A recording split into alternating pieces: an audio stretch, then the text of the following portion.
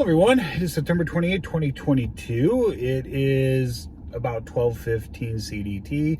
It's Geo-Rant time, Geo-Rant number 182, and it's actually nice out. It could be a little colder, but it's about 57 degrees Fahrenheit out. Anyway, I'm going to talk today about ground mass versus matrix. This is actually a question I got. Hey Steve, what's the difference between the two?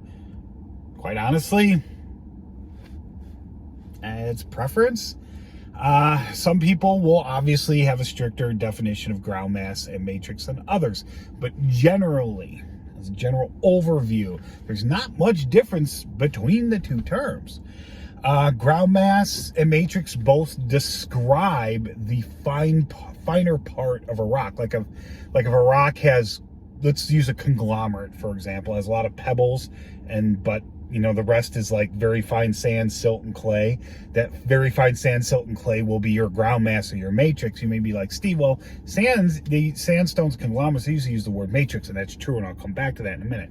Ground mass is essentially the same thing, except ground mass is generally used more for igneous and meta-igneous rocks. Like the phonolite that makes up Devil's Tower has a ground mass of a gray aphanitic phonolite, and it's a phonolite porphyry. The porphyry part being the big feldspar crystals within it. It'd be the feldspar crystals within a ground mass of phonolite is how you would describe that. People wouldn't generally use the word matrix for that, but I've seen people use the word matrix in an igneous setting, and I've seen people use the word ground mass in an igneous setting. I've probably done it myself. I just can't think of any times off the top of my head I've done it.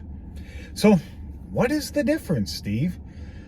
Well, other than that, ground mass technically being for, I guess more often than not, being for igneous and meta-igneous rocks, and matrix being more for sedimentary, meta-sedimentary, the only difference I can come up with, okay, and this is based off my observations and my experience, is ground mass will be used to describe any percentage of the rock.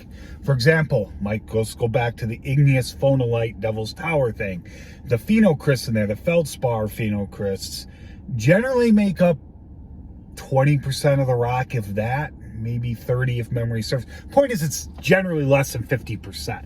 But we'll still use the word ground mass, even though the ground mass is the majority of the rock and the phenocrysts are the minority.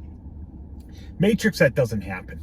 Basically, if you hit that 50-50 line, plus or minus 5%, depending on what it is and circumstances, which are talks for other times, you hit that 50-50 mark, like say you have a conglomerate, and it's 50% pebbles and 50% silt and clay. Okay, so you use your judgment there, but say all of a sudden you have,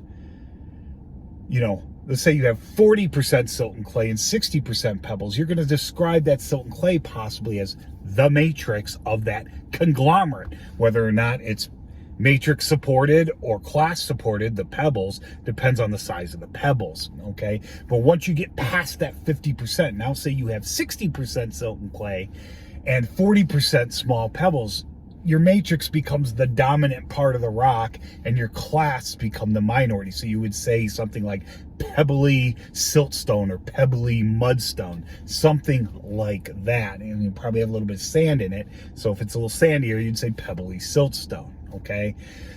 That's the only real difference I can think of between the two, is that amount of finer material that you're speaking about. Anyway, I hope that covers it. That's it. If you have any questions or comments, please leave them below, and I hope you learned something.